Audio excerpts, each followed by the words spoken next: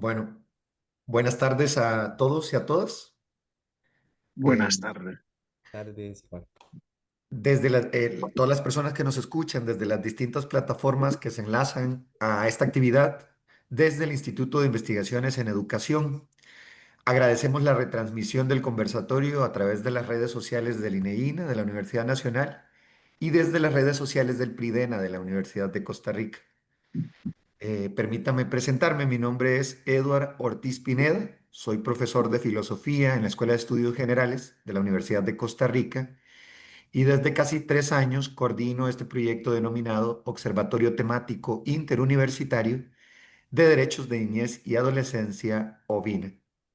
Para quienes no conocen el proyecto, el OVINA, este es un proyecto del Instituto de Investigaciones en Educación del INIE de la Universidad de Costa Rica. Este proyecto fue creado en el 2020 e integra a personas investigadoras y docentes de las 5 universidades públicas de Costa Rica. Entre las instancias eh, que trabajan con el OVINA se encuentra la Cátedra de Psicopedagogía de la UNED, la Escuela de Ciencias Sociales del TEC, el Instituto de Estudios Interdisciplinarios de Niñez y Adolescencia, el INEINA de la Universidad Nacional, y de la Universidad de Costa Rica lo integran la RINA, el PRIDENA y el EDNA. Además, recientemente también se unió la Cátedra de Pensamiento Crítico de la Universidad Técnica Nacional. El objetivo de Lovina como proyecto es observar e investigar la temática de niñez y adolescencia, tanto en Costa Rica como en la región. Integrar esfuerzos para entender la problemática que aqueja a las niñeces y adolescencias a nivel nacional y regional. Es por tal razón que Lovina busca ser una plataforma de encuentro, diálogo y reflexión en torno a las temáticas relacionadas con las niñeces y adolescencias. Por lo cual, esperamos que este conversatorio sea uno de tantos espacios de encuentro que visibilice las experiencias académicas, de acción social y de incidencia política en favor de las niñeces y adolescencias en Costa Rica y en este caso particular también en Brasil. A nombre de todas las personas investigadoras que conformamos el OVINA, agradezco a las personas ponentes de este conversatorio, a la profesora e investigadora Carla Colares, que nos acompaña desde la Universidad Federal de Roraima en Brasil, a la profesora Susan Müller, docente de la Escuela de Estudios Generales y de la Escuela de Filosofía de la Universidad de Costa Rica, y a don Severiano Fernández, profesor jubilado del Ministerio de Educación para Pueblos Indígenas en Costa Rica. Gracias por su anuencia y disposición a participar en este conversatorio denominado Retos, Experiencias y Desafíos de la Educación para Niños y Jóvenes de Pueblos Indígenas, el caso Brasil y Costa Rica.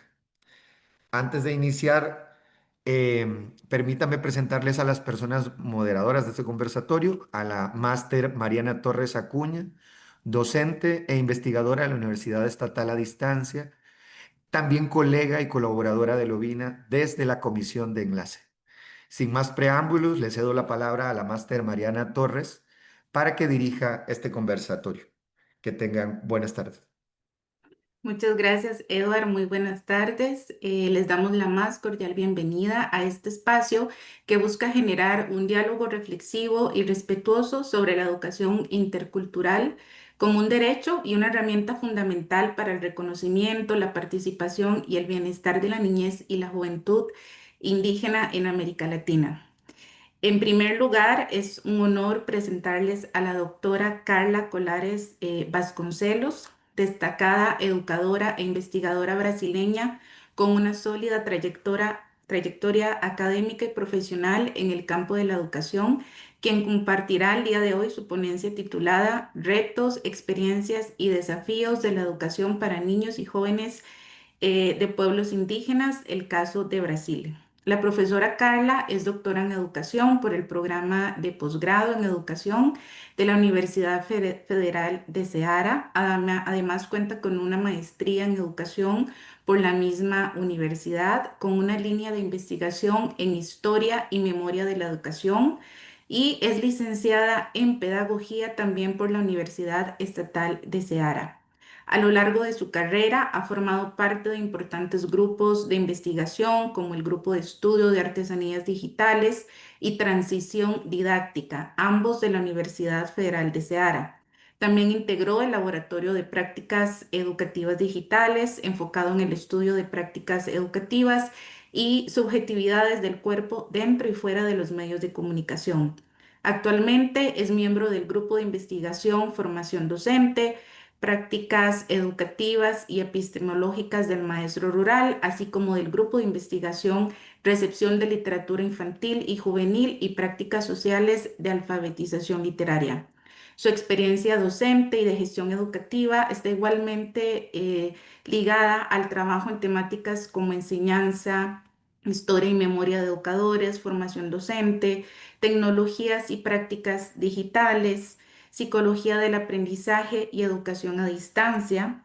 Además, ha sido coordinadora del curso de pedagogía en el Centro Universitario Ateneu y se ha desempeñado como coordinadora de políticas y operativa tecnológica del Centro de Educación a Distancia de la Universidad Federal de Roraima. En esta misma universidad ha sido coordinadora de la licenciatura en Educación Rural y actualmente ejerce como profesora adjunta de dicha carrera. Asimismo, es coordinadora general de la Universidad Abierta de Brasil y coordinadora de la Maestría Profesional en Educación Inclusiva. La doctora Colares también ha contribuido al ámbito editorial como editora de la revista Docencia en Perspectiva y Educación, Investigación e Inclusión, y actualmente realiza una estancia postdoctoral bajo la supervisión de la profesora Lía Machado en la Facultad de Educación de la Universidad de Costa Rica, donde continúa profundizando su labor investigativa y su compromiso con la educación inclusiva, crítica y transformadora. Entonces, doctora Carla, le damos la más cordial bienvenida. Adelante. Buenas tardes, muchas gracias Mariana pela invitação. Penso pedindo um pouquinho de desculpas porque meu espanhol é mais portunhol que espanhol e se alguma palavra, alguma frase, alguma coisa não falar muito bem espanhol, já empiezo pedindo desculpas.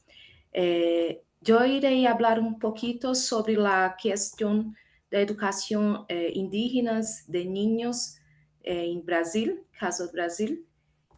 Tenho uma apresentação, pequena apresentação aqui para compartilhar com vocês.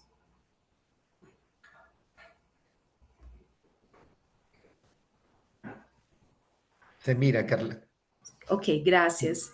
Entonces, yo iré empezar hablando un poquito sobre yo, ¿no? Un poquito más, ya que Mariana ya invitó-me, sobre mi lugar de habla, porque como hablar sobre la educación de pueblos indígenas, una profesora que investiga sobre muchas cosas.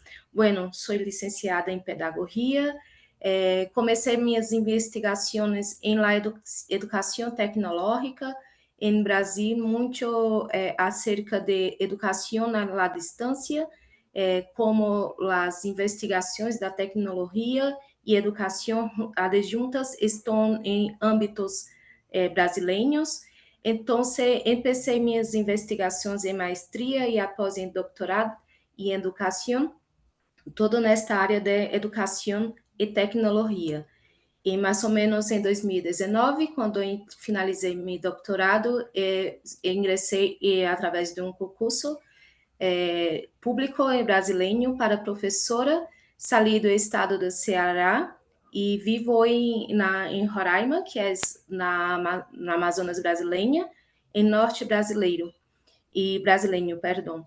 E lá comecei minhas investigações em educação inclusiva, em educação tecnológica e estou como professora de educação rural. Em educação rural, comecei a investigar sobre a educação indígena brasileira, porque meus alunos são pessoas que vivem em bosques, em tribos, em comunidades indígenas brasileiras. Então, foi muito importante conhecer a sua realidade antes de começar a educação de forma geral. Então, assim, este mapa onde está Rojo é onde vivo, Roraima, que hace fronteiras com Venezuela, Guiana Inglesa e Amazonas. Então, é um canto em Brasil que há muitos povos indígenas e há muita gente que vive na questão rural. Então, eu pensei em mim mesma perguntar, né, se eu já havia me perguntado o que significa aprender com as pessoas de bosques, de rios e dos povos indígenas. Então, empecé minhas investigações dentro dessas perguntas. E com essa pergunta, hoje eu quero reflexionar sobre como a educação indígena em Brasil forma niños e jovens em diálogos entre o conhecimento tradicional e a escolarização formal, porque se perguntarmos como os indígenas aprendem sua aprendizagem, muitas vezes não está em conhecimento tradicional, está junto ao conhecimento tradicional, pero em Brasil é necessário haver uma escolarização formal para que possa crescer um pouco mais adelante. Começou mostrando um pouquinho da realidade brasileira dos pueblos indígenas, que este é um mapa de Brasil e as quantidades de pessoas que há de pueblos indígenas brasileiros.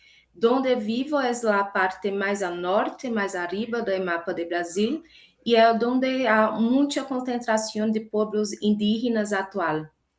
Este mapa que apresento a vosotros é um mapa de la Roraima, onde vivo atualmente, e todas essas partes coloridas são locais que há tribos indígenas. E isto é um mapa da América Latina, fonte da Unicef de 2023, apresentando um pouquinho sobre a situação indígena em América Latina. Então, como pode observar, em Brasil há muita mais gente indígenas do que, ademais, outros pueblos indígenas, do que as muitas outras regiões da América Latina e caribenha. Então, começou falando também um pouquinho sobre o contexto brasileiro da história indígena, né? Como todos em Brasil, atualmente há mais ou menos 278 povos indígenas e que se habla mais ou menos 150 línguas diferentes, segundo a Organizações Indígenas do Brasil e pelo Instituto Brasileiro de Geografia e Estatística, IBGE, registrou uma população de mais ou menos 1,7 milhões de pessoas e suas informações mais recentes. Então, este é um contexto atual do cenário brasileiro de como há os povos indígenas em Brasil. Pero a história do contexto brasileiro, nós não só creio que em Brasil, mas toda a América Latina católica, começa com a chegada em Brasil, dos portugueses, para fazer uma catequização, colonização desses pueblos atualmente.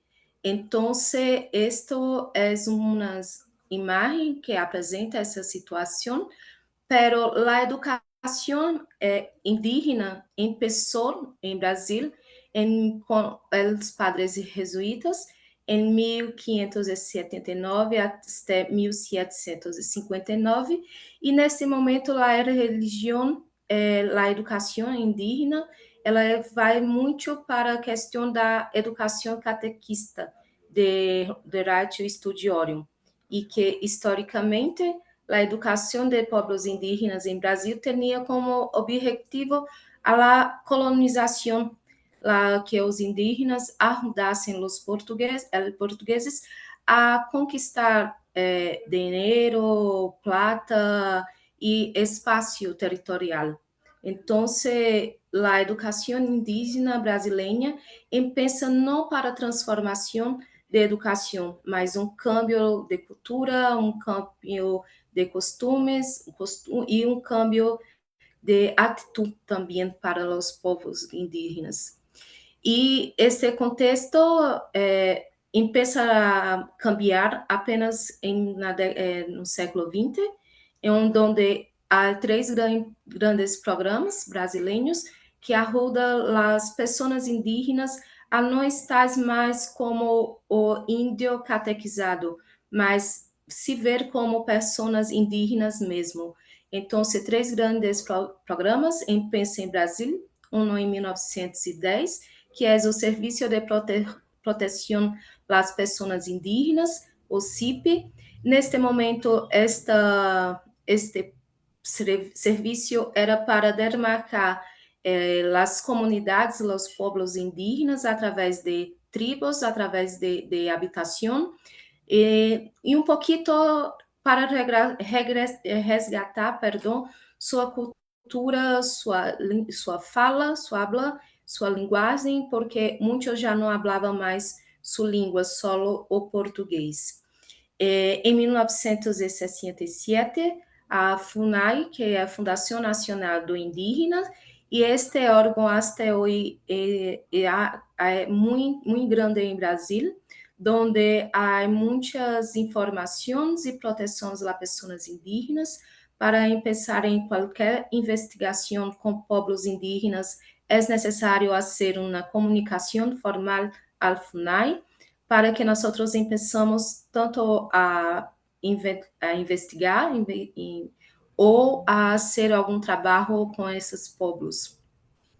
E em 1980 nasce a União Nacional Indígenas, onde há uma fortaleza muito grande e onde muitos povos indígenas pensam a ter suas próprias escolas, seus próprios professores, seus próprios meios e mecanismos de ensino, currículos, e até hoje também protegem os indígenas neste aspecto educacional, e social e cultural em Brasil. Então, em Brasil, existem três grandes leis que protegem os povos indígenas, que é a Constituição Federal Brasileira de 1888, onde reconhece a língua materna indígena e não mais o português como obrigatório para que eles pensem a estudar. E são reforçados em outros dois grandes documentos, que é a LDB, que é a Lei de Diretrizes e Bases da Educação Brasileiras, e as DCNs indígenas, que é Diretrizes Curriculares Nacionais Indígenas, onde passam não haver mais a língua portuguesa como obrigatória, pero a língua materna dos indígenas pensa a ser necessária em estudo. Bueno, entonces, como la educación brasileña indígena, hay una educación bilingüe, donde los indígenas aprenden el portugués y también su lengua materna. Então, como havia dito, né, são fundamentados esses três em questões de educação bilíngue e intercultural, transmissões de conhecimentos tradicionais através de oralidades, rituais e convivências, e participação das comunidades em ancião. Eu apresento essa imagem para vocês. É uma comunidade onde eu já ha hecho muitos trabalhos e é uma escola para pessoas indígenas, pero no, as classes não são todas nesse espaço, pero nesse espaço há muitas atividades em conjuntos. Como havia dito anterior, né, a educação indígena para niños, eles estão voltados para educação intercultural e bilíngue. ¿Por que intercultural? Porque os povos indígenas brasileiros houve muita miscigenação, muitas juntas de pessoas não só indígenas, pero também de outras partes do mundo. Então, a interculturalidade é muito importante neste momento. E como também as tradições também se recorda, né, os rituais e as participações de todos, para que as tradições indígenas não se percam, pero se perdure e se perpasse por muito mais anos através da educação de niños em escolas. jovens, a educação de jovens indígenas e as capacitações em la escola é um grande desafio brasileiro, porque é um desafio, creio que não só em Brasil, e muitos são nós outros professores. Muitos professores não querem quedar em tribos porque é muito distante, porque não há muita tecnologia, todas essas informações, pero o governo brasileiro está tentando cambiar essa situação. Alguns avanços é que as escolas indígenas autônomas, onde a sua formação são de pessoas preferenciais de professores indígenas de suas comunidades, de suas tribos, e a formação docente intercultural, onde não é necessário ser apenas professor graduado em uma universidade, pero professores que conhecem muito bem a realidade também podem permanecer, se quedassem em essas escolas, e produções de materiais didáticos próprios que não são mais livros tradicionais, muitas vezes que não condiz com a realidade dos povos indígenas. Pero ainda há muitos desafios, que são essas direções lá escolas, a falta de docentes capacitados em sua etnia, e muitas universidades brasileiras, onde trabalho na universidade que sou professora, há dois cursos próprios para a formação de professores, de docentes de etnias específicas, para atuar dentro de suas comunidades indígenas. Este também é uma das atividades que nós outros hacemos com nossos alunos, e então esses desafios de infraestruturas, de falta de reconhecimento da diversidade e de políticas públicas descontinuadas, que muitos há em papel, pero não há na realidade, é um grande desafio ainda dentro da educação brasileira. Bueno, entonces yo iré a hablar un poquito ahorita sobre como o trabalho que tenho com a comunidade brasileira, que são chamados Waimiri e Waitroari, né, que traz um pouquinho dessa questão de aprendizagem de pueblos indígenas, de jovens indígenas, dentro de sua ancestralidade. Bueno, em março desse ano, começou a educação dos pueblos Waimiri e Atroari em la universidade onde trabalho, e nesta universidade eu empecé a atividade como professora, pero não pude finalizar porque estou acá ahorita estudando.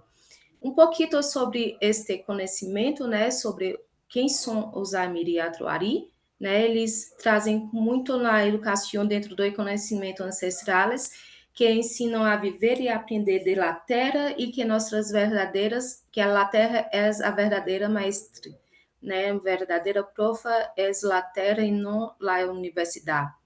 Pero, como em todo o governo brasileiro, para haver uma educação superior, é necessário que os indígenas tenham um currículo voltado para a educação dos indígenas, pero dentro de uma universidade ou de uma escola, por isso a Universidade Federal de Roraima está trabalhando diretamente com eles.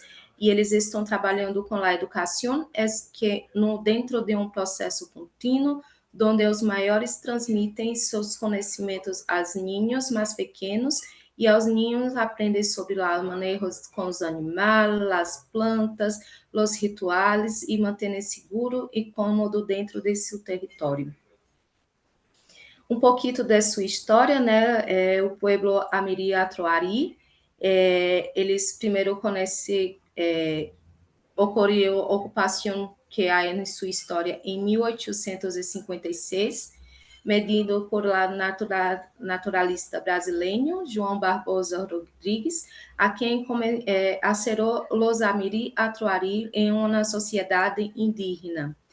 Pero, como todo progresso em Brasil, quando começou as conhecimentos de calha, de carreteras, e precisava interligar o país. Muitos pueblos indígenas foram massacrados, o que aconteceu com os Amiriaturari na década de 1870. Os povos praticamente foram extintos, permanecendo mais de 30 mil indígenas, permaneceu apenas 17 famílias, e essas 17 famílias começaram a crescer e aumentar esta questão de seu território nessas questões.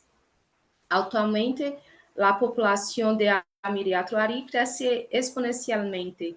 Em 1990, havia apenas 500 indígenas, e a metade atual conta-se com mais ou menos 2.730 indígenas. Uma curiosidade sobre os Amiriaturari, que são chamados de Quinhá-Ará, que quer dizer pessoas de verdade, e ela pertence à linguística caribe, junto com a população em diversos espaços. Como havia dito, né, começou ahorita em março os cursos de educação do Amiriaturari, que é um projeto de educação comunitária implementado pela Universidade Federal de Roraima, onde trabalho, e programas com a educação e programas do Amiriaturari.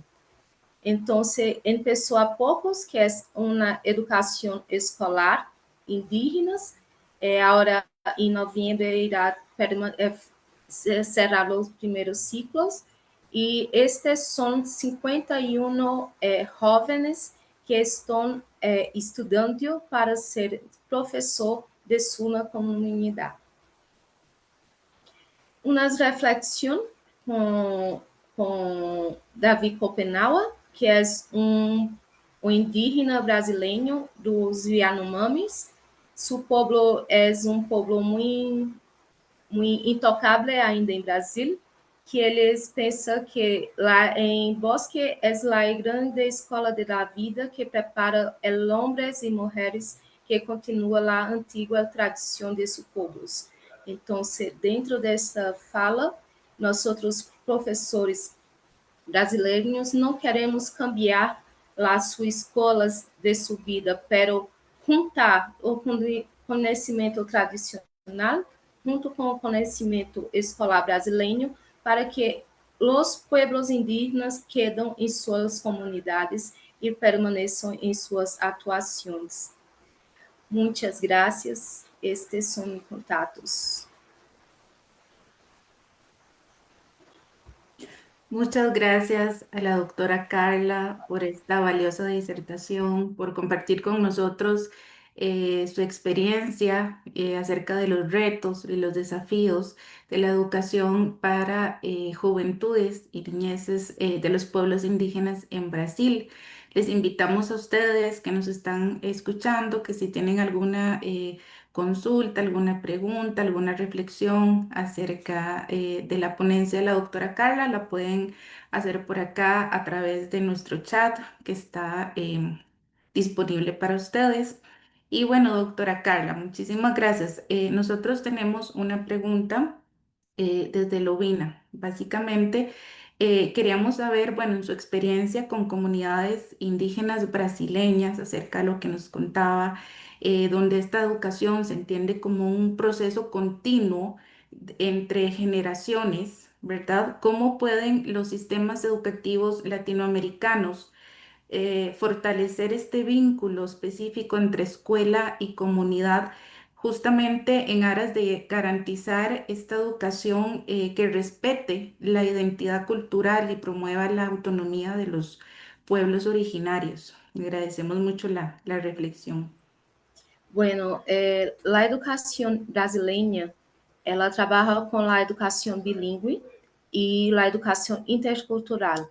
¿Por que intercultural? Porque muitos pueblos indígenas brasileiros perderam toda a sua cultura por juntar-se a homens blancos. Né? Uma destas questões, né, os Amiriaturari especificamente, e os Yanomamis, que são duas grandes etnias brasileiras, eles não há, principalmente, não há questão de religião, não há política, justamente para não haver esse câmbio de sua cultura.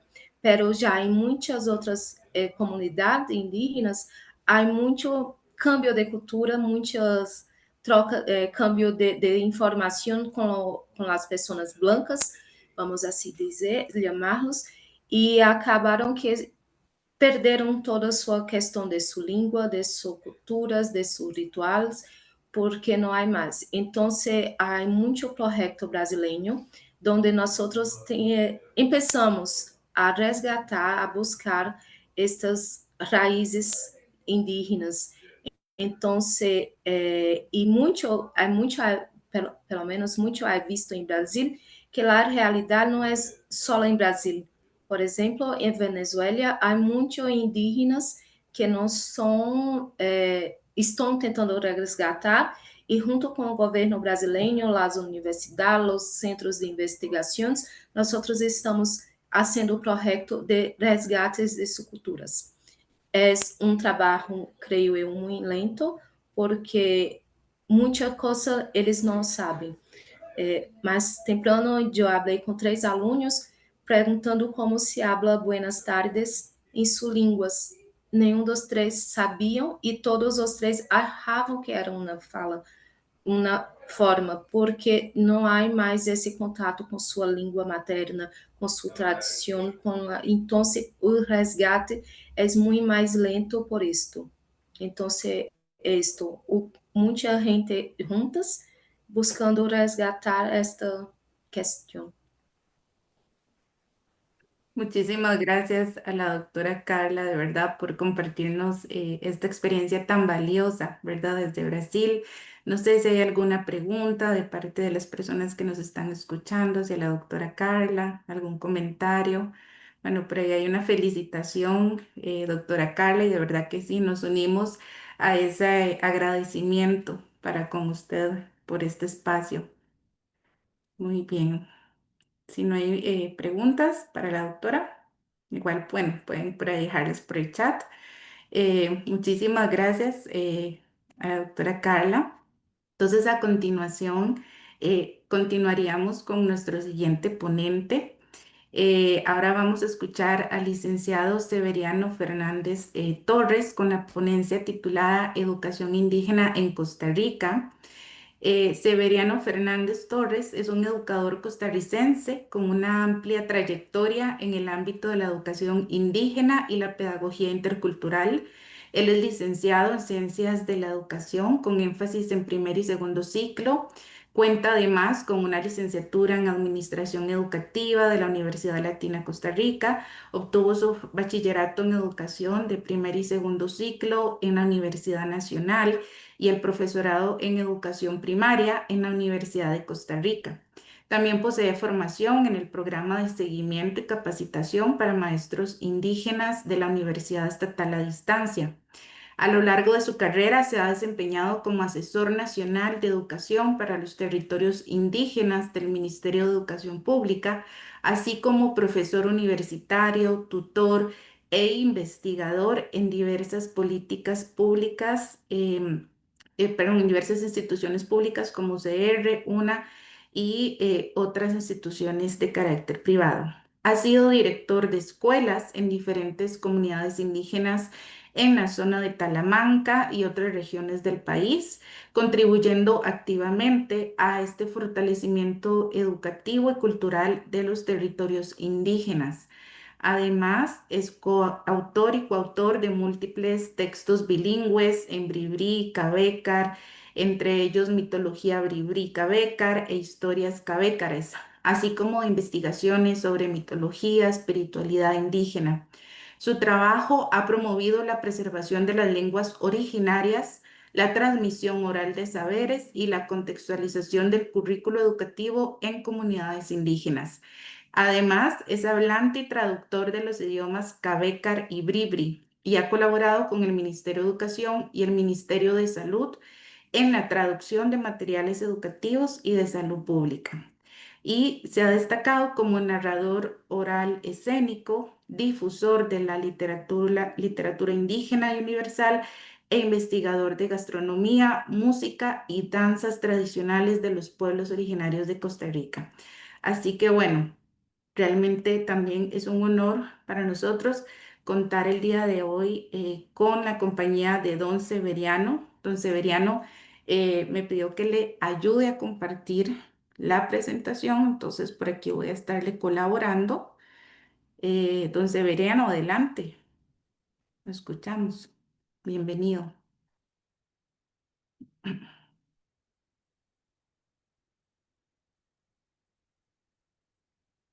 ¿Está por ahí, don Severiano?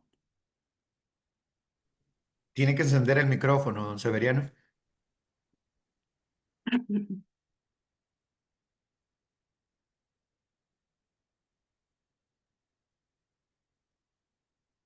No sé si don Severiano tendrá como alguna dificultad técnica, nos está escuchando. Ahí está. Adelante, don Severiano, lo escuchamos. Ya, ahora sí. No, Ahora sí lo escuchamos, don Severiano, adelante. muy bien. En primer lugar, muchas gracias por la invitación, por la participación también. Yo soy Bribri Cabecar, soy hablante Cabecar y Bribri. Ese es mi primer idioma. Tuve el privilegio de tener dos abuelos, uno Bribri, uno Cabecar, dos abuelas, un Bribri y uno Cabecar. Y mis abuelas siempre me enseñó cantar y hablar en mi idioma. Y así fue. Conocí primero mi idioma original de los pueblos originarios. Me dificultó mucho el español, sin embargo, el esfuerzo hizo que llegara a aprender. Nosotros manejamos aquí pueblos originarios, pueblos nativos, porque indígena eso fue impuesto por los colonos, porque se perdieron ellos, creyeron que llegaron a la India.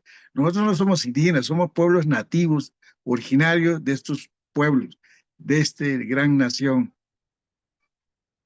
Para empezar, Costa Rica, cuando llegan los colonos, había pueblos organizados, había más de 8 pueblos organizados, y a través del tiempo se fue perdiendo. Hoy quedan solo 4 vivititicos. Tenemos Noves, Bribris, Cabécares, eh, los Térrabas, pero muchos ya perdieron su idioma, su cosmovisión, su espiritualidad. Y entonces hay una lucha enorme por rescatar, por promover, por revitalizar, por aprender de nuevo. Es una lucha, responsabilidad de cada uno de nosotros. Bueno, yo fui educador en la escuela primaria muchos años, 40 años, aporté, luché. Sin embargo, hay otros factores externos que influyen directamente en nuestra educación, que es las religiones, tanto la católica, la protestante, los, eh, los que compran, los que venden, comerciantes, los educadores no conocían nuestro idioma, entonces ellos menospreciaban nuestro idioma. Entonces a mí no me enseñaron a hablar desde la escuela. Todas las leyendas, los relatos eran eh, literatura de a nivel nacional, cuento de mi tía Panchita. Eso no es de nosotros. Esos son relatos que recopilaron de los pueblos campesinos. El de nosotros no está. El maestro no lo conoce, desconoce. Entonces fue una lucha enorme. Desde niño siempre creí que la gente menospreciaba, había mucho bullying. Sin embargo, eso hizo que yo hiciera un gran esfuerzo por aprender, formarme en pedagogía, y lo logré a través del tiempo. En Costa Rica la educación de los pueblos originarios empieza 1950. 56 nace más o menos. Hay una fundación que hace los libros, textos para enseñanza del idioma cabeca, llamado Gismaishu. Después, posterior a los años, aparece otros lingüistas. Siempre participó el doctor Adolfo Constella, Enrique Margerí, que nos apoyó mucho en el rescate de los textos bilingües. Sin embargo, el maestro no habla el idioma. El maestro es el colono que no habla. Viene de Alajuela, San José, Meseta Central, de la GAM, y desconoce. Entonces, indirectamente, pues lógicamente va a imponer lo suyo. Impone su idioma, sus valores, etcétera. Y así se va perdiendo. Nos da vergüenza mucha gente hablar su idioma. ¿Por qué? Porque no hubo ese apoyo inclusivo. No, eso no se conocía. Entonces se imponía la educación a nivel nacional. Repito, sin embargo, el Estado costarricense en su artículo 76 de la Constitución Política expresa: el idioma oficial de la nación es el español. Sin embargo, el Estado velará y cultivará las lenguas indígenas. Es constitucional. Por lo tanto, hay que promover, rescatar, valorar, investigar, vivir y convivir todo lo que es la cosmovisión, la espiritualidad de los pueblos originarios. Tenemos mucho que aportar en cuanto a la gastronomía, en cuanto a la literatura. La literatura oral de nosotros va centrado en la protección de la madre naturaleza, al ambiente. Nosotros tenemos relatos acerca de la espiritualidad como el que proteja a los ríos, a las montañas.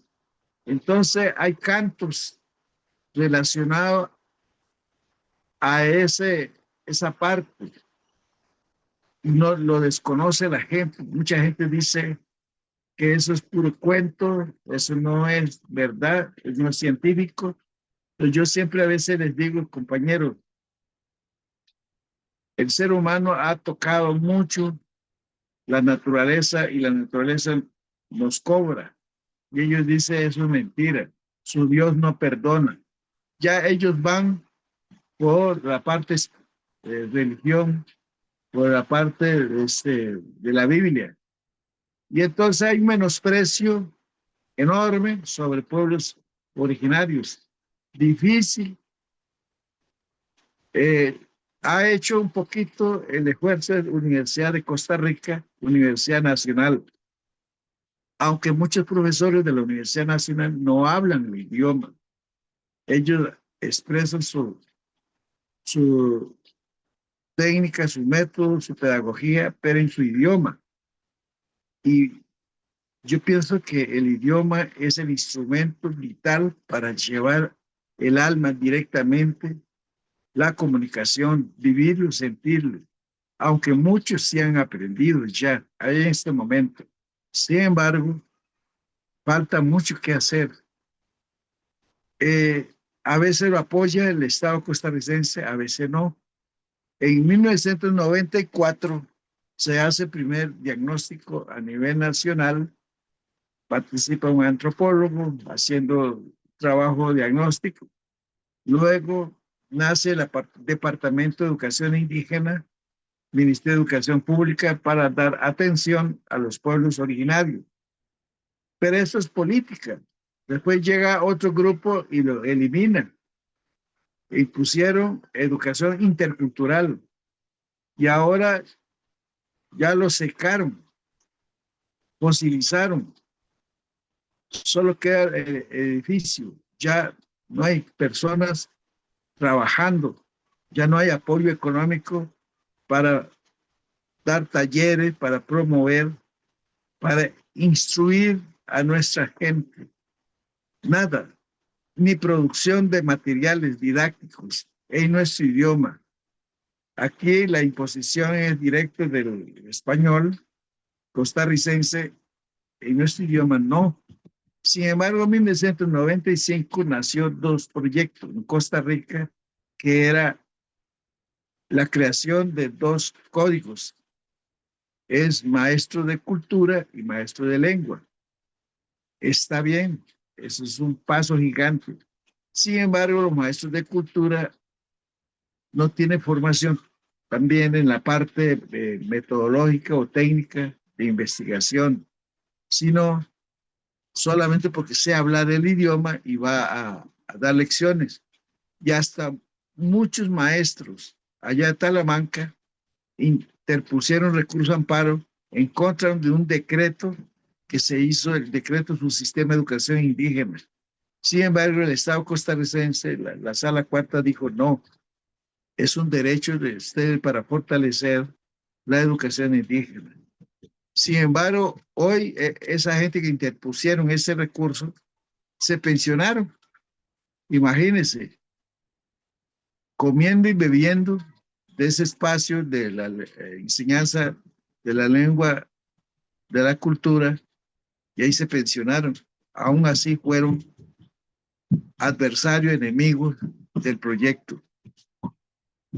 Ahí vamos, poco a poco hay maestros que apoyan, hay maestros que siguen fortaleciendo, promoviendo, investigando las danzas, la espiritualidad. Sin embargo, hay otros compañeros ya no quieren, se sienten mal porque dice que para qué, que eso no sirve, no nos sirve para nada. Entonces, esa es la lucha eh, entre nosotros mismos. Sin embargo, yo pienso que sí, es lindo, es bellísimo rescatar la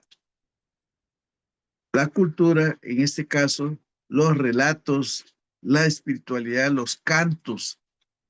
Imagínense qué belleza esos cantos que enseñan, que son instructivos. Todo lo que es los relatos son instructivos, pero no se toma en cuenta en la pedagogía, en las aulas, en la enseñanza. Entonces yo pienso que sí hay que hacer un gran esfuerzo.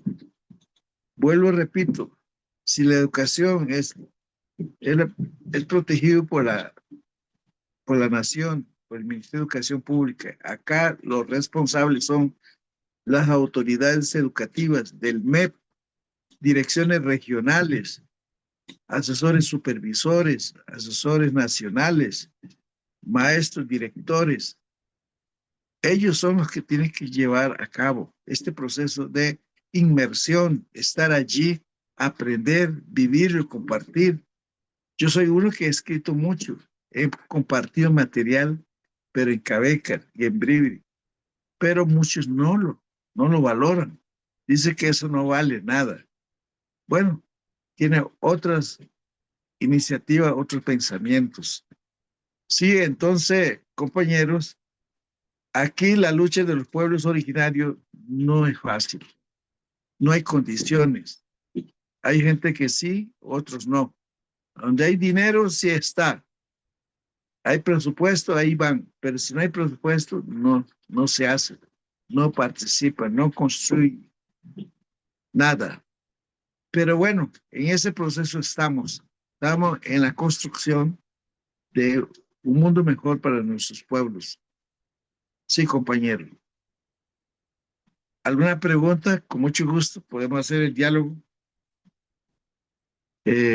Compañeras. Ujú. Muchas gracias, don Severiano. Y de igual manera, abrimos el espacio por si hay alguna pregunta para don Severiano.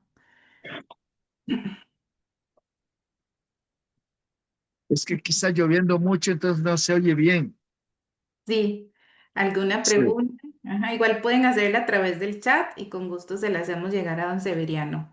Don Severiano, muchísimas gracias por acompañarnos, por contarnos usted con su vasta experiencia en estos temas acerca de cultura, de pueblos originarios. Nosotros tenemos una pregunta para usted, don Severiano, de parte de Lovina, y es la siguiente.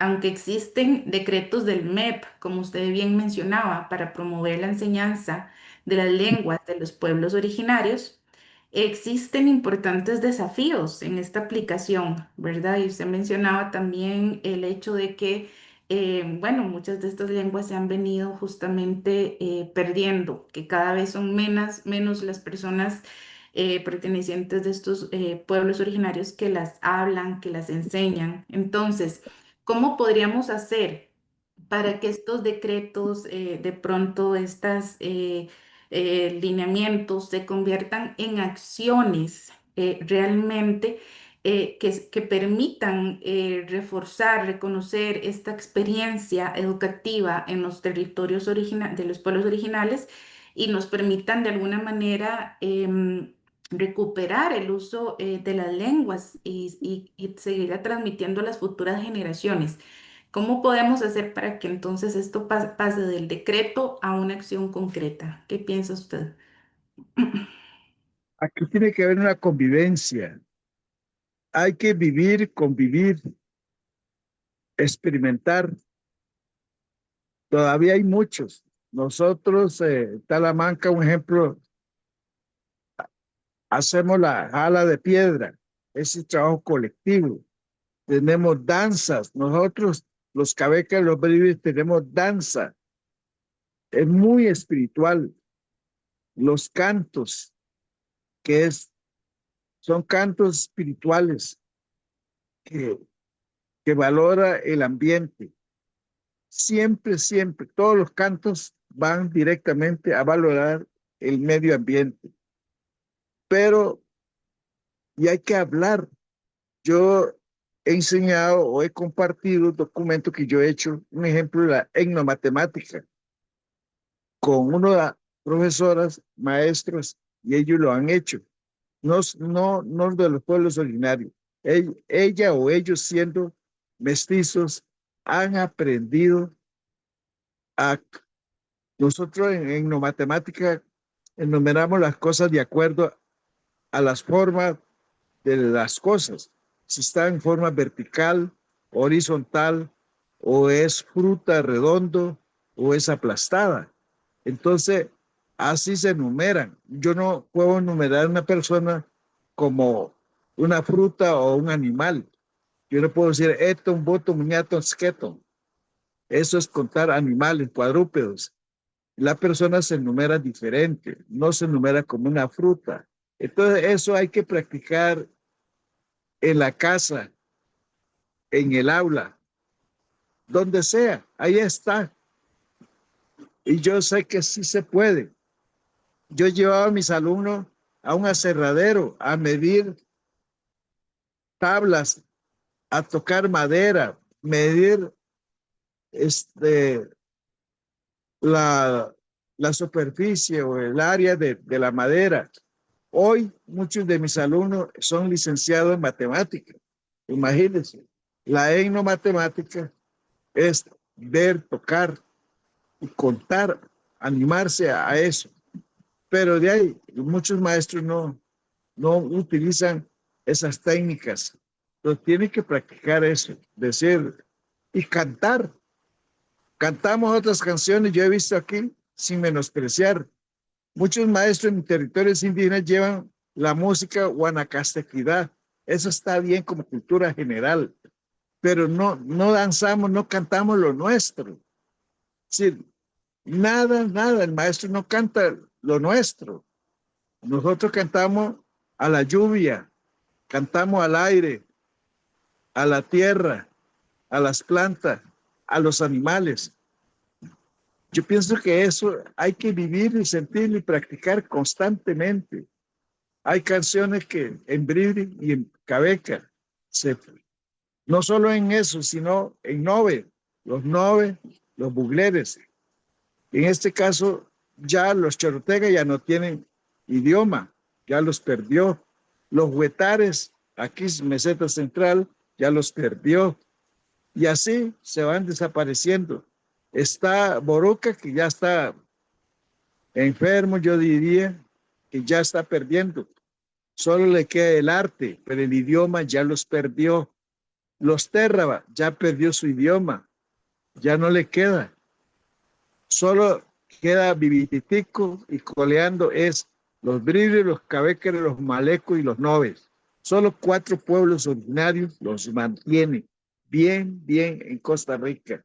El resto ya se nos fue de las manos y nunca volverá si no promovemos, nosotros mismos no hacemos el esfuerzo o el Ministerio de Educación Pública no hace el esfuerzo por rescatar, por promover, por vivenciar todos estos aspectos importantes de, de la cultura originaria, de los pueblos originarios, que tienen mucho que aportar, la parte filosófica, la parte, la espiritualidad, la cosmovisión. Entonces, aquí está llamado los asesores del Ministerio de Educación Pública. En vez de promover, ya se cerró el Departamento de Educación Indígena, ya no está. Ahí está el Departamento de Educación Intercultural, pero ya no van a capacitar, ya no hacen talleres, no promueven nada. Solo hay unos esfuerzos de la Universidad Nacional, Universidad Estatal a Distancia, Universidad de Costa Rica, nada más, pero el resto ya directamente el Departamento de Educación Intercultural ya desapareció, ya no está. Entonces, yo pienso que esto es eliminar, mutilar una sociedad. Entonces, de verdad estamos en un momento de emergencia, un momento de lucha. Hay que rescatar. Hay muchos científicos sociales, en este caso los lingüistas, los filólogos, que han hecho, que pueden aportar, pero no lo toma en cuenta. Ahí está en la Universidad de Costa Rica y no, nada más, no se promueve, no se hace nada. Estamos de verdad debiendo al país, a la nación, se está perdiendo, se está desapareciendo. Muchos niños ya no hablan su idioma, ya no dice Isbashkena, ¿cómo amaneció usted? Istubashkina no habla en Cabeca, ñantore, nada. Quindego, nadie habla en Nove. Claro. Se va muriendo, se va desapareciendo el idioma. Y los cantos es parte esencial, vital de un pueblo. Eso hay que vivirlo, convivirlo, compartir, promover, pero no se hace, compañera. Sí, con mucho gusto, esa es la lucha que estamos. Yo admiro a algunos profesores que sí están haciendo el esfuerzo por rescatar, por darle vida, por tomar en cuenta. Universidad de Costa Rica sí me ha apoyado en promover los libros, textos, pero nada más. Allí está el esfuerzo, pero hay que promover más, pero no hay apoyo. Sí, compañero, Muchas gracias, compañera, don buenas Severiano. tardes. Sí, Muchas sí. gracias. A propósito de esto, justamente que usted menciona, tenemos una consulta en el chat de Daisy Marín que nos dice que le gustaría saber si estos libros, estas investigaciones que usted ha publicado están disponibles en línea precisamente para promoverlos. Entonces, no sé, don Severiano, si estarán disponibles en alguna biblioteca o se pueden adquirir a través de alguna forma, nos dice Daisy. Están en la editorial Universidad de Costa Rica. Allí está. La Universidad de Costa Rica es el que ha eh, hecho, ha investigado, ha promovido estos libros. Ahí están los libros. Están en la editorial de la UCR. Ahí se venden. eh, pero yo pienso que no solo se vende aquí a nivel nacional, sino tiene que llegar a los pueblos, promocionar más, hacer más libros y llevar y explicar allá en las aulas, utilizarlo como material didáctico, cantar y hablar, etcétera. Pero no, falta recursos, económico, presupuesto para promover más documentos o más cosas, no sé. Pero sí, la Universidad de Costa Rica está haciendo. Yo trabajé con la Universidad Estatal a distancia, pero son esfuerzos que termina un periodo corto. Yo pienso que constantemente las universidades deben promover todas las culturas en alguna forma, eh, talleres, eh, y sí se puede. Si lo hacen los profesores, en este caso yo creo que sí se puede. Sí. ¿Alguna Muchísimas pregunta? gracias. Muchísimas gracias, don Severiano. Creo que por el momento no hay más preguntas. Le agradecemos muchísimo que nos acompañara el día de hoy y nos hablara de toda esta experiencia, conocimiento que usted tiene. Le agradecemos muchísimo de parte de Elovina. Y bueno, a continuación es un gusto presentarles nuestra tercera ponente, la doctora Susan Müller-Using, quien nos va a acompañar el día de hoy con la ponencia titulada Interculturalidad, experiencias desde la comunidad indígena de Matambú y los derechos humanos en el aula. La doctora Susan Müller nació en 1977 en Alemania, se crió en México en Alemania y es profesora e investigadora de la Escuela de Filosofía y la Escuela de Estudios Generales de la Universidad de Costa Rica. Ella estudió filosofía, estudios comparados, así como psicología y ciencias de la educación en la Universidad de Bielefeld en Alemania. Susan ha participado en varios proyectos de investigación intercultural y comparativos, como por ejemplo el proyecto internacional e interuniversitario Educación en Valores y Derechos Humanos en la formación en la educación superior y el proyecto Prácticas de Apropiación Cultural y Aportes Pedagógicos en relación con la construcción de la identidad cultural chorotega en la comunidad de Matambú. En 2009 obtuvo su doctorado en filosofía de la Universidad de Bielefeld, Alemania, con el tema Etos y calidad escolar, aspectos ético-pedagógicos en la interacción profesional con estudiantes. Estudio comparativo etnográfico sobre la calidad escolar en la vida cotidiana de los docentes guía en Alemania, Dinamarca y Finlandia.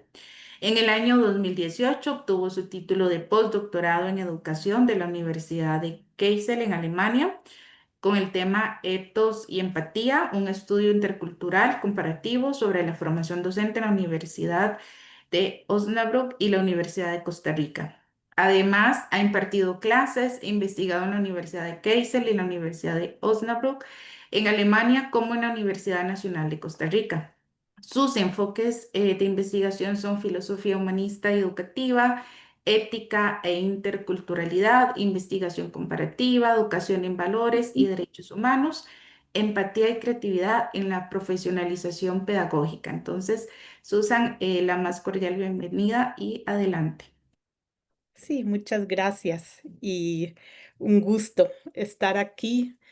También, bueno, tuve la ventaja de poder escuchar a Carla y don Severiano antes, lo que me facilita ahora un poco la conexión con esta temática tan importante.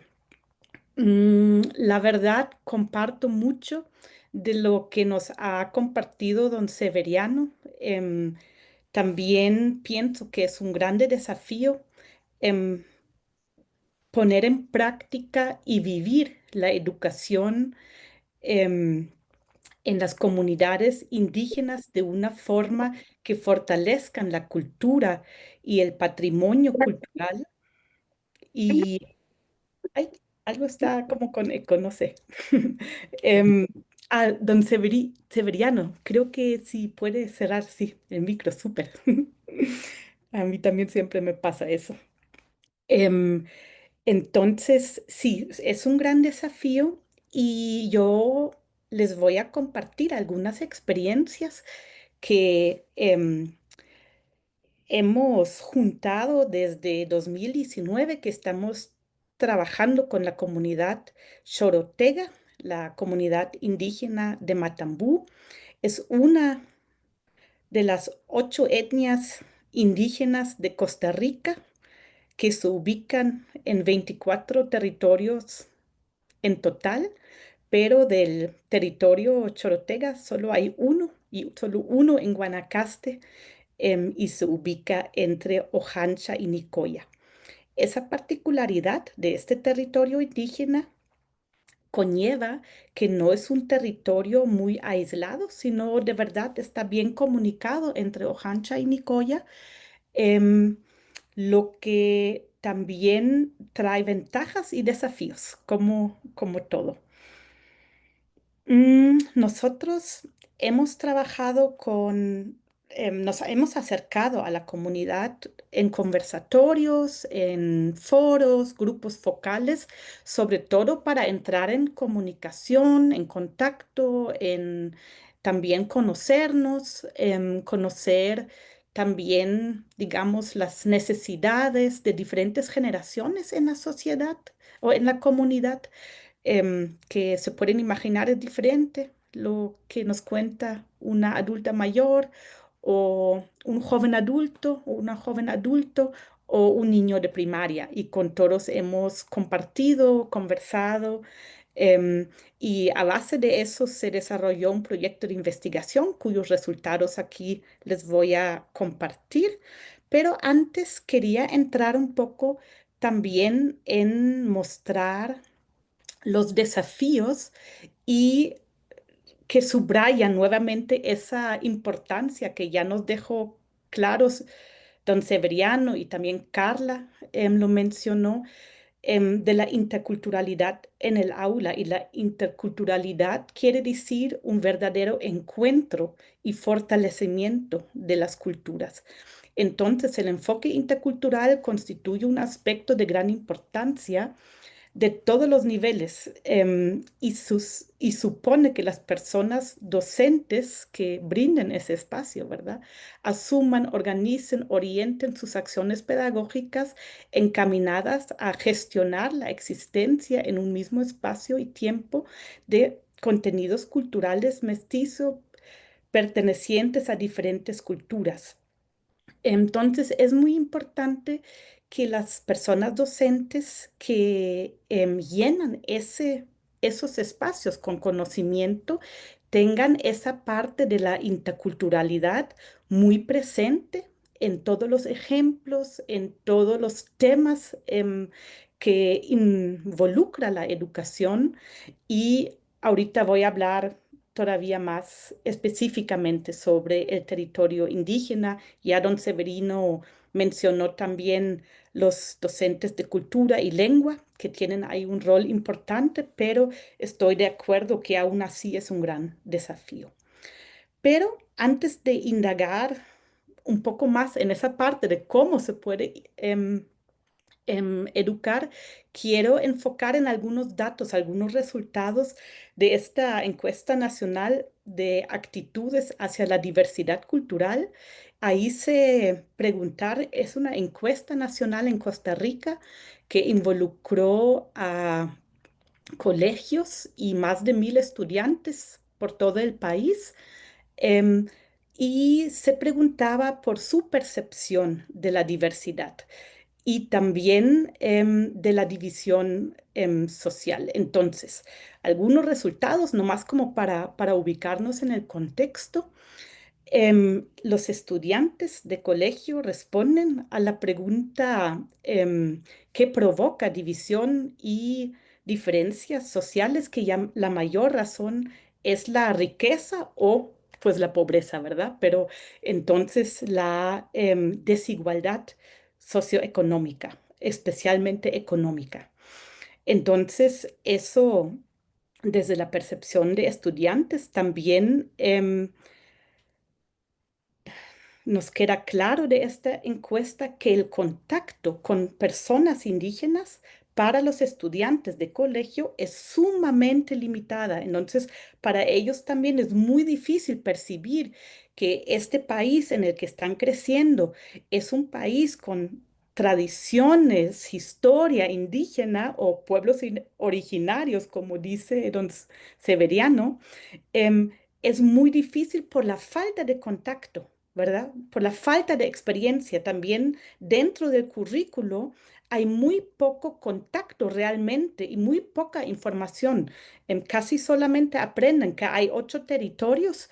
em, o que hay, perdón, 24 territorios y 8 etnias, un poco del contexto histórico de la colonialización, pero muy pocos relatos indígenas, muy pocos ejemplos, muy pocos personas invitadas de pueblos indígenas en la educación general. Entonces, saben poco. En, en las demás preguntas, aquí nomás estoy sacando unos pequeños ejemplos. Se les pregunta sobre la posición social.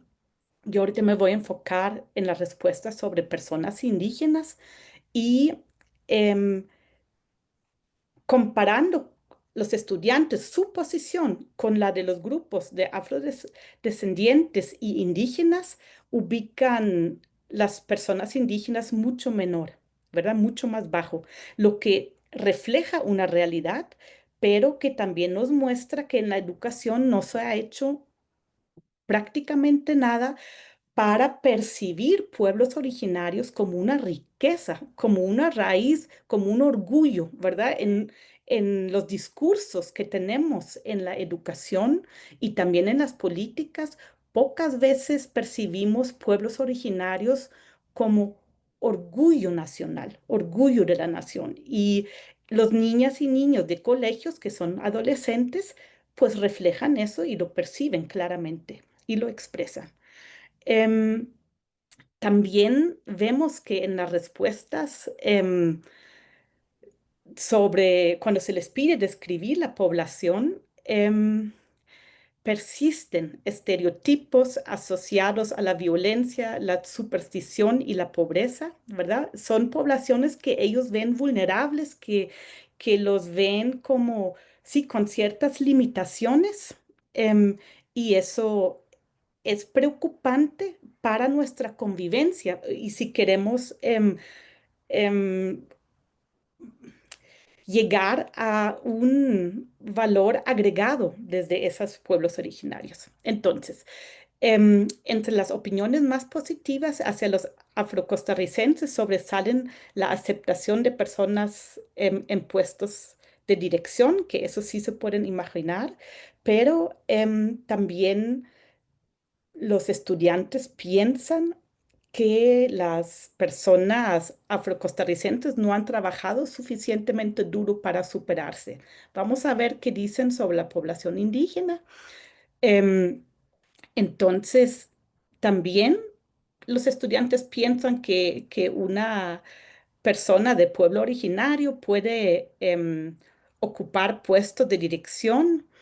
em, y también al seno familiar a través de llegar al seno familiar a través del matrimonio, pero también se mantienen em, opiniones y creencias que las personas indígenas enseñan a sus hijos valores y habilidades poco aptas para el éxito y que no se esfuerzan tanto como otros grupos para poder superarse. ¿Verdad? Eso es lo que dicen los adolescentes en los colegios. Y yo pienso que es un reflejo de la sociedad y que nos muestra claramente que hay una urgencia y una necesidad de que la educación tenga otro relato de esos pueblos, que logre mostrar más claramente el valor y la riqueza cultural que resguardan esas poblaciones y estos territorios. Em, Vamos a ver también, bueno, por dónde podríamos ir.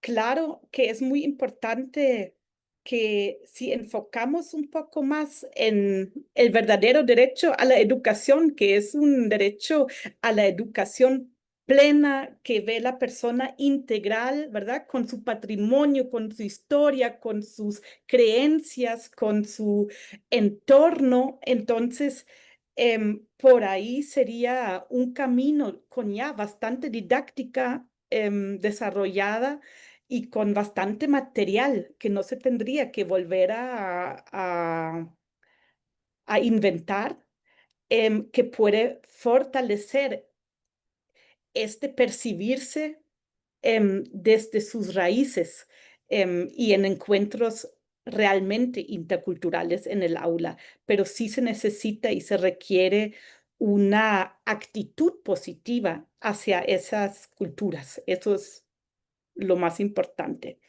También vemos el 10º informe ETNA, que es el informe del Estado del Derecho de la Niñez y Adolescencia en Costa Rica, que es más o menos recién, se publicó en el 2024, que el índice de bienestar en las zonas fuera de la GAM muchas veces está medio o bajo, ¿verdad? Y en donde se ubican territorios indígenas muchas veces es bajo. Todo lo que eso conlleva también de desventajas educativas, ¿verdad? En la pandemia, por ejemplo, los que estaban en estas zonas no tenían acceso a tecnología ni a Internet. Entonces, em, también son realidades que no son responsabilidad de los pueblos y de las comunidades, sino que tienen que ver mucho con una infraestructura deficiente y también con un olvido de las voces que no tienen tanto lobby, ¿verdad? Para exigir cierta infraestructura para también, entre otros, que también es importante para trabajar, pero también para educar. Bueno, otros aspectos relevantes que se pueden mencionar, las consecuencias de no haber mejorado oportunamente la situación de muchos niños y adolescentes se refleja en el aumento de diferentes formas de violencia y conflictividad.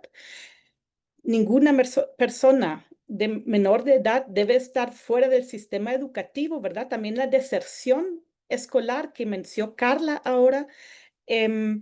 Tiene que ver también mucho con el tema de pobreza, está como interconectado y con esa lejanía de alcance de políticas positivas, inclusivas, que pueden fortalecer el desarrollo, la educación, todo el alcance que sería importante. Vemos la siguiente. Entonces, hay como algunos artículos que les quiero solamente mencionar antes de ya entrar a la propuesta. Entonces, el Estado deberá garantizar que el niño se vea protegido contra toda forma de discriminación o castigo. Hay dos cosas de la educación en pueblos indígenas. Un problema que nos mencionaron mucho las niñas y niños de territorio cuando después de escuela salen a los alrededores, a los colegios, sufren mucha discriminación por ser de territorio indígena.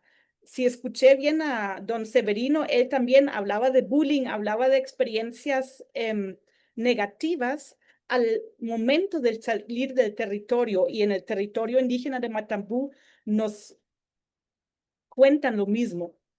Entonces, también la educación para esos niños y jóvenes no es algo liberador, sino más es algo humillante tener que ir a estos centros donde eso les está sucediendo.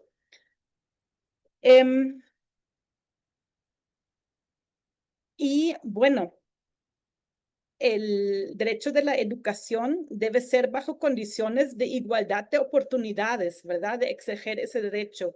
Quiere decir, si un niño necesita un apoyo, nivelación, necesita adquirirlo en el centro educativo y no recibir bullying por eso, ¿verdad? Entonces, siempre esa noción de incluir, de invitar a aprender. También se debe desarrollar la personalidad, el respeto hacia los derechos humanos, el respeto por la identidad cultural, idioma y valores. Pero cuando llega una niña o un niño de territorio a un colegio fuera del territorio, pocas veces son recibidos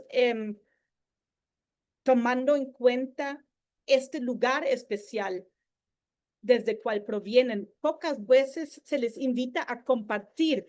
Pocas veces esas niñas y niños sienten que uno está como orgulloso y feliz de poder compartir con ellos en el aula. No son percibidos como una riqueza cultural, lo que deberían ser. Ahora, es muy importante que los pueblos indígenas tienen derecho a establecer y ejercer control sobre sus propios sistemas e instituciones educativas, así como a brindar educación en su propio idioma dentro de los territorios y normalmente afuera, si van niños de territorio afuera, deberían también tener posibilidad de continuar aprendiendo su idioma. Eso no es exclusivamente solo en territorio, ¿verdad? Eso es donde se necesita. También sería muy bonito si en la educación otras niñas y niños tuvieran chance de conocer idioma indígena, primera lengua costarricense originaria, ¿verdad? Entonces, uno también tiene como que pensar un poco cómo llevar la educación intercultural a los centros educativos fuera de territorio. em, y compartir un poco más esa cultura y riqueza. Em, También es muy importante que los pueblos indígenas tienen derecho a que la dignidad y diversidad de su cultura, tradición, historia, aspiraciones sean impartidas en la educación y la información pública de manera exacta y apropiada. El Estado, en conjunto con los pueblos indígenas, implementará medidas para eliminar la discriminación, promover la tolerancia, comprensión y buenas relaciones entre los pueblos indígenas y la sociedad. También de eso vemos muy poco, ¿verdad? Actualmente a mí me parece muy interesante cómo está cambiando el discurso en México con la nueva presidenta Sheinbaum, que está hablando mucho en público, dirigiéndose a poblaciones indígenas, a mujeres indígenas. Ella lleva muchos tejidos indígenas en su vestimenta.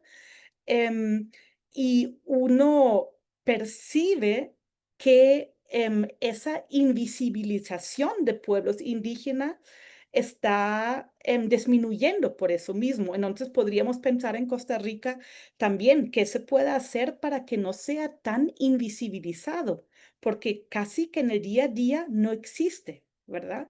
Y eso creo que sí es como un problema. Ahora, nosotros en Matambú, a base de una investigación que involucraba a la comunidad, eh, trabajamos una propuesta pedagógica didáctica para la enseñanza de la cultura, porque también, como dice don Severiano, es muy bonito que hay la posibilidad en territorio tener una maestra de cultura o un maestro de cultura, pero también se requiere un currículum y eso es trabajo.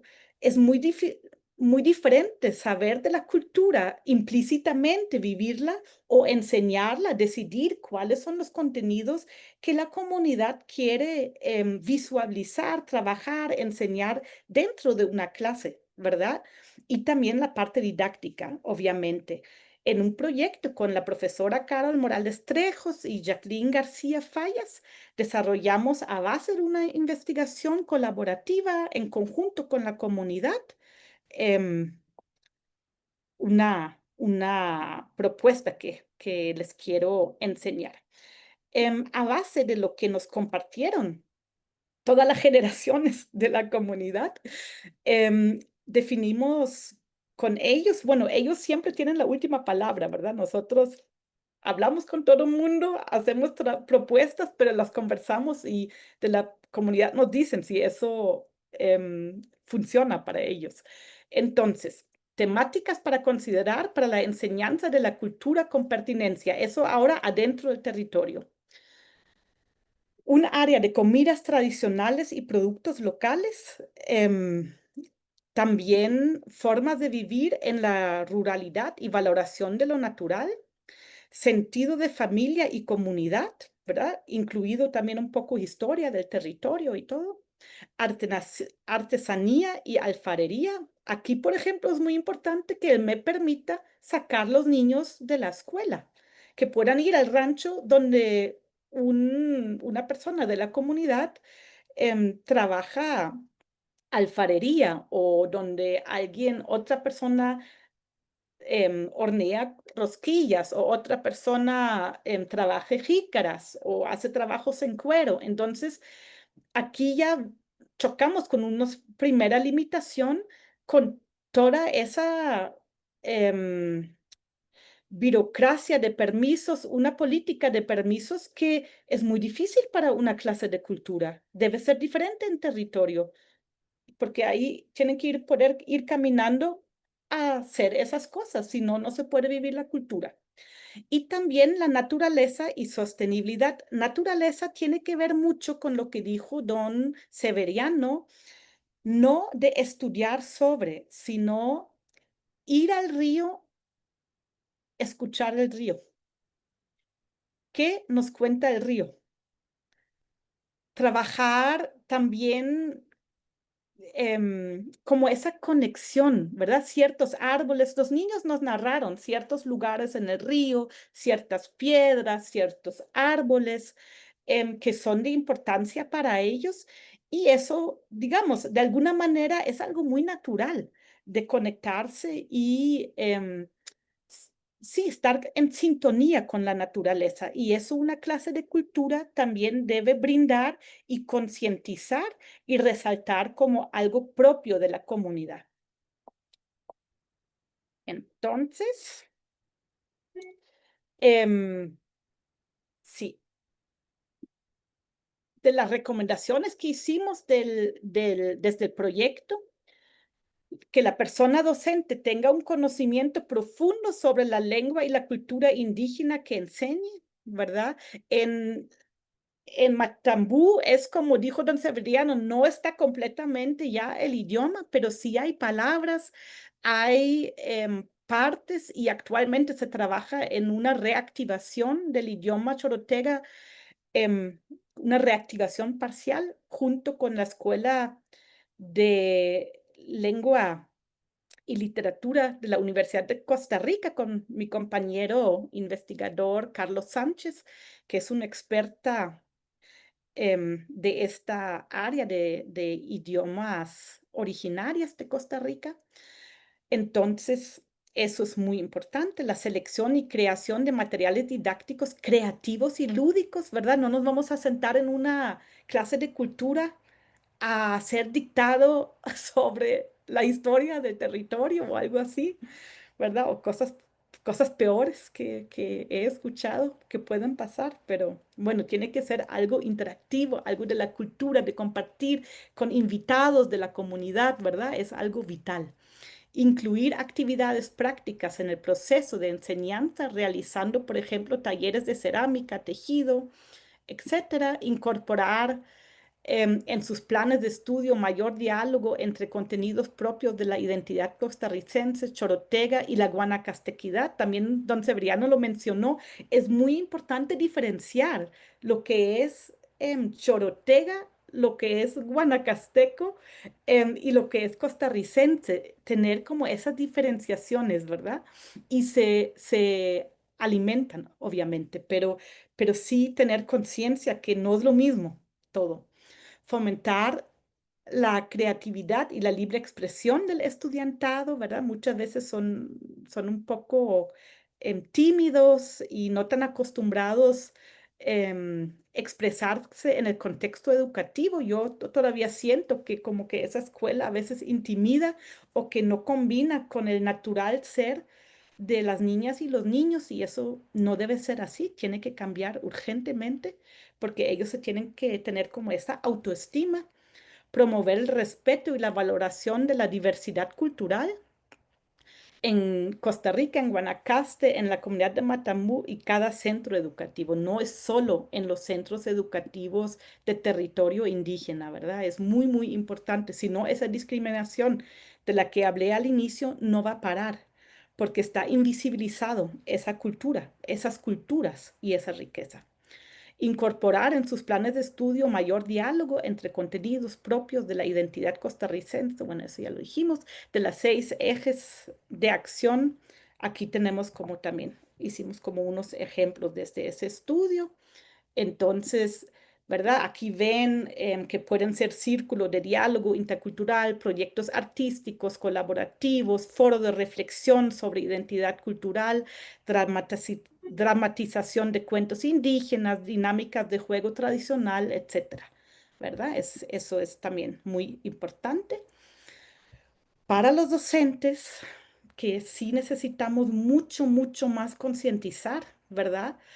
Todavía hay docentes que van, que si no están en territorio y van a territorio, que piensan que llevan la calidad educativa al territorio, porque ahí no hay, ¿verdad? Entonces todavía son miradas muy deficientes y la gente, bueno, que va y aprende, se da cuenta que salen enriquecidos de los territorios, que hay muchos saberes que enriquecen, ¿verdad? Entonces es de combinar saberes, pero son saberes que se encuentran de manera horizontal, ¿verdad? No es que unos educan a otros, no, no, no. Es muy horizontal y más bien en ciertas áreas uno aprende más de los territorios indígenas y de las personas y uno tiene que no siempre pensar que hay que mejorar los territorios indígenas y que hay que mejorar las prácticas, no.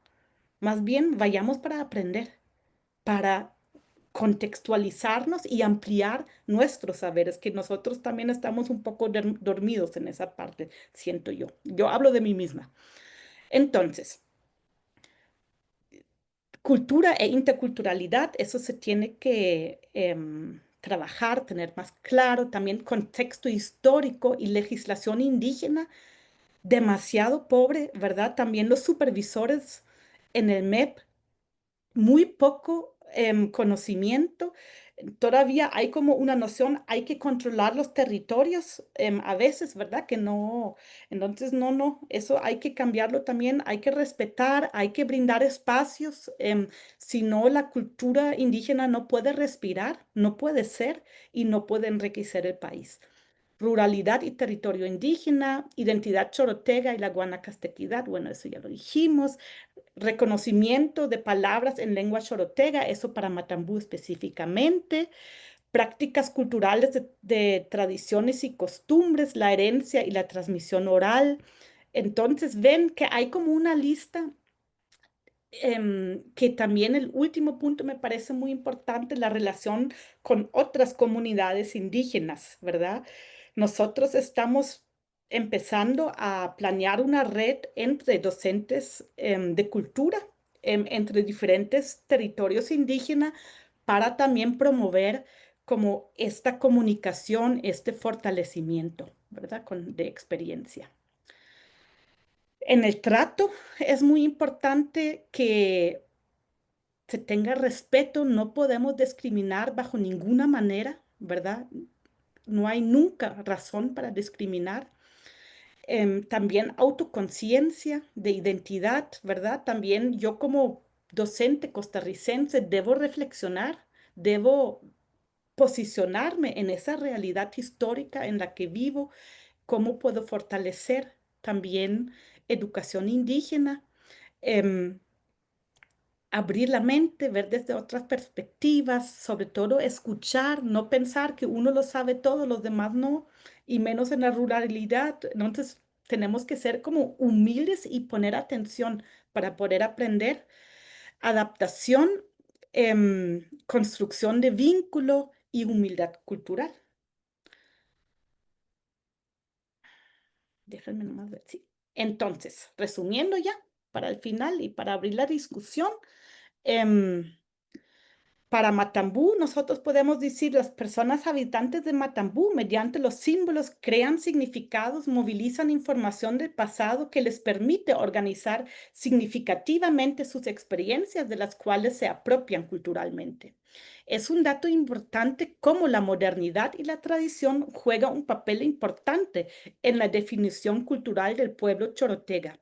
Eso es algo muy interesante. Ahorita no me da tiempo profundizar más, pero esta ubicación entre lo moderno y el patrimonio cultural, eso es muy, muy interesante y para mí es casi una de las cosas más bonitas de estudiar junto con la comunidad de Matambú.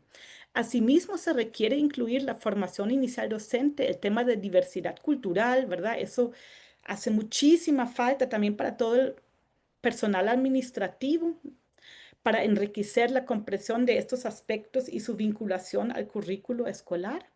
La identidad cultural conformada por una serie de prácticas que hacen sentido a quien la porta se ve atravesada también por dinámicas de conflicto en un periodo evaluativo propio y con un pasado y un futuro.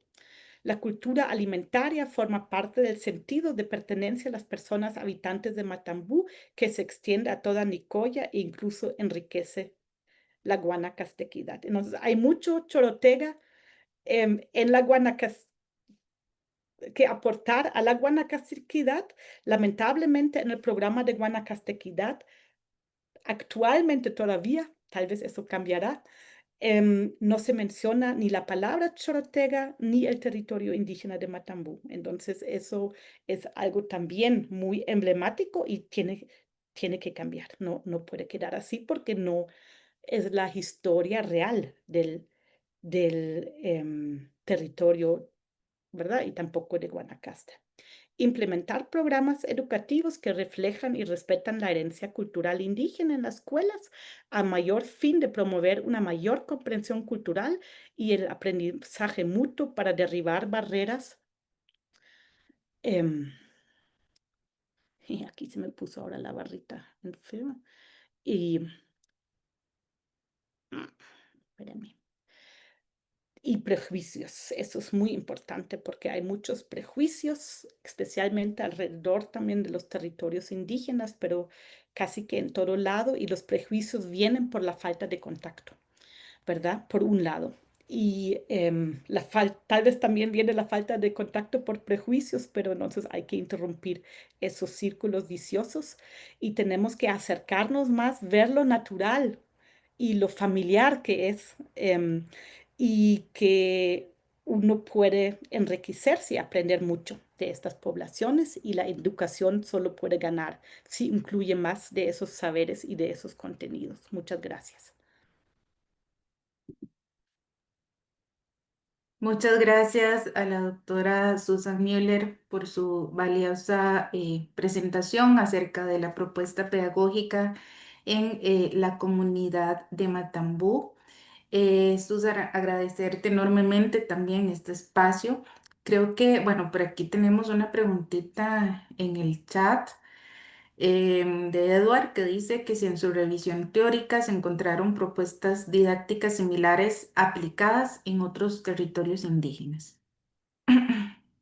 Nosotros en ese proyecto pues nos enfocamos en Matambú, entonces ahí no era como para comparar, porque construimos desde las expectativas de la población, pero claro que en todo el territorio Cavécar o los diferentes territorios Cavécar hay bastantes propuestas educativas, también Bribri, como ya dijo don Severiano, ¿verdad? Que seguramente él también fue uno de los impulsores de estas propuestas. Entonces, yo ahora escuché de un proyecto también en territorio Huétar, aunque no tengan idioma, eso no significa que no pueda haber también estrategias pedagógicas didácticas para fortalecer la cultura.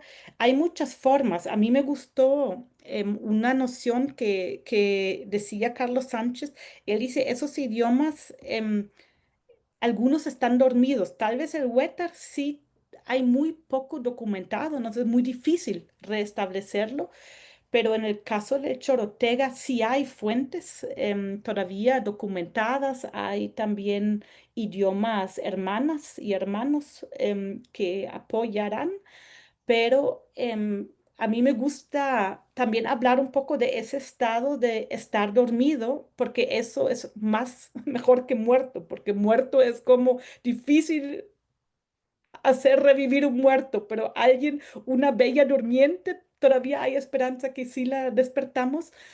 Y pienso que un poco así, digamos, yo veo la comunidad de Matambú muy llena de esperanza ahora con ese proceso de reactivación del idioma, teniendo también claro que no el idioma es el único área cultural, pero estoy de acuerdo con don Severiano que es uno muy, muy importante y de mucha identificación.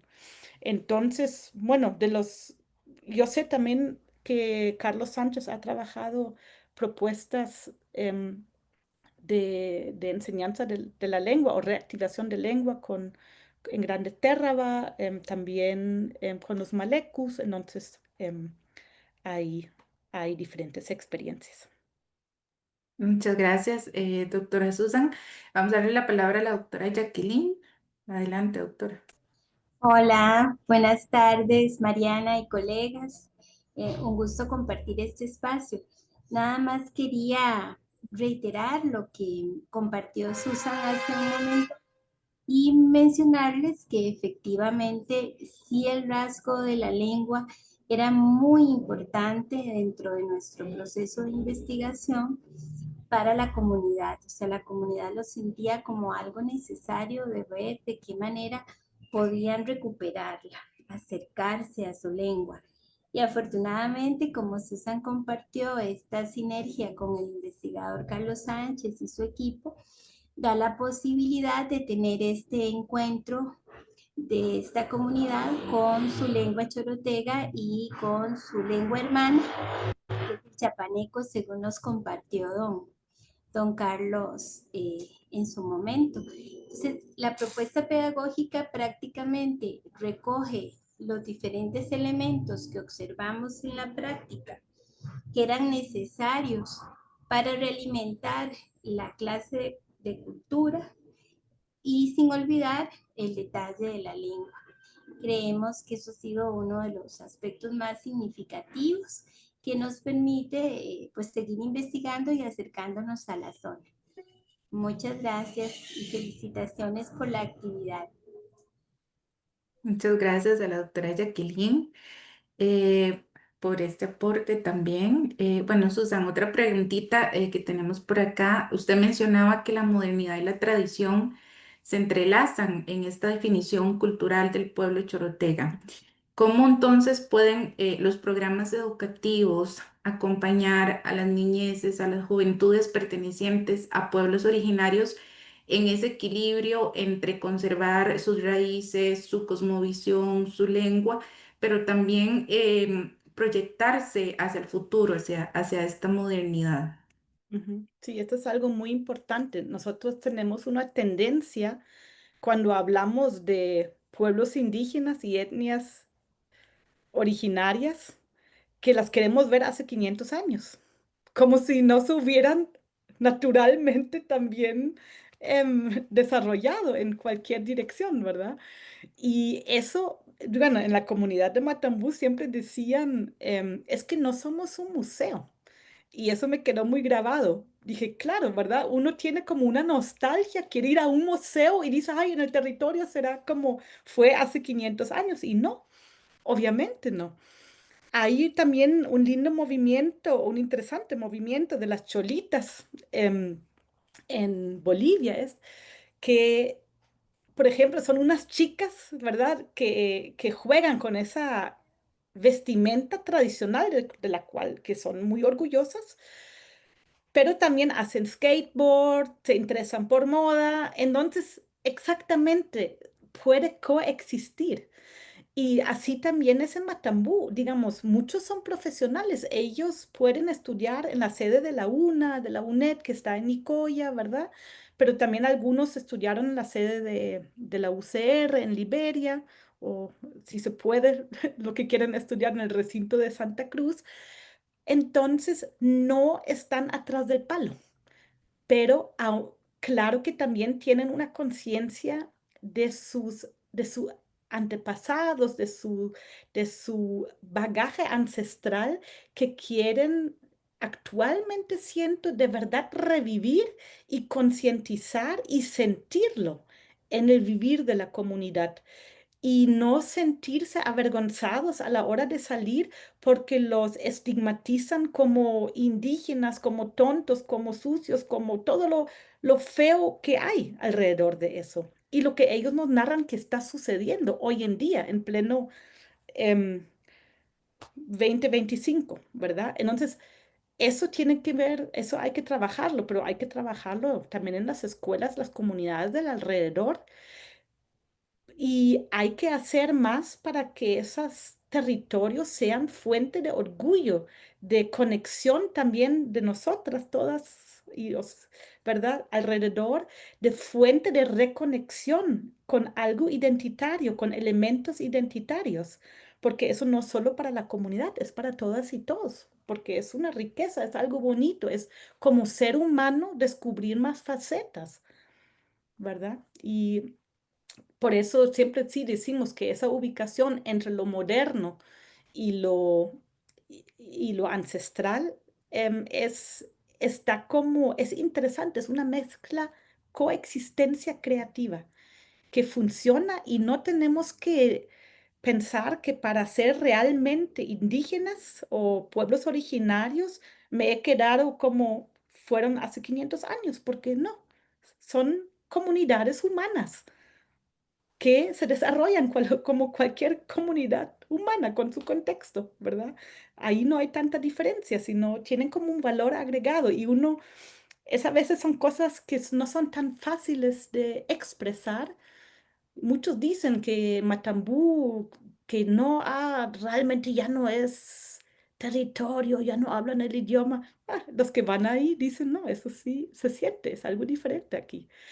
Y también muchos de los que tienen ese discurso de que no son territorios o no merece ser territorio son los terratenientes. Eso me explicó un abogado hace poco, un abogado especialista de legislación indígena, que exactamente ese discurso que no se merece ser territorio indígena viene por intereses políticos. Entonces uno debe tener mucho cuidado replicar esos esas malas lenguas, ¿verdad? Porque mejor ir y conocer, eso siempre sería mi propuesta, porque son experiencias muy ricas y yo no he conocido nadie que ha ido a Matambú, compartido un poco ahí con la gente y ha dicho, no, eso realmente no es territorio indígena. Nadie, si existe la persona que me cuente, porque no he encontrado. Muchísimas gracias, Susan, entonces, por todos los aportes realizados, por esta valiosa experiencia. Y bueno, yo creo que ya nos vamos entonces acercando al cierre de este conversatorio. No sin antes agradecerles profundamente a nuestros ponentes del día de hoy, a Carla, a Severiano, a Susan, por compartir sus conocimientos, sus experiencias y sus reflexiones.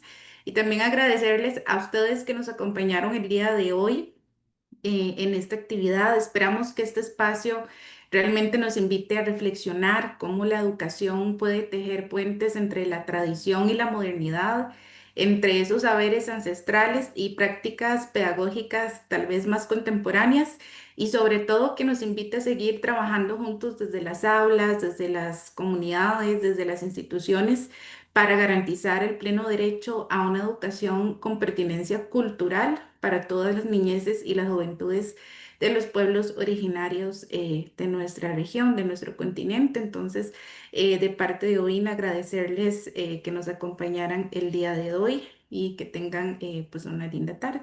Muchas gracias.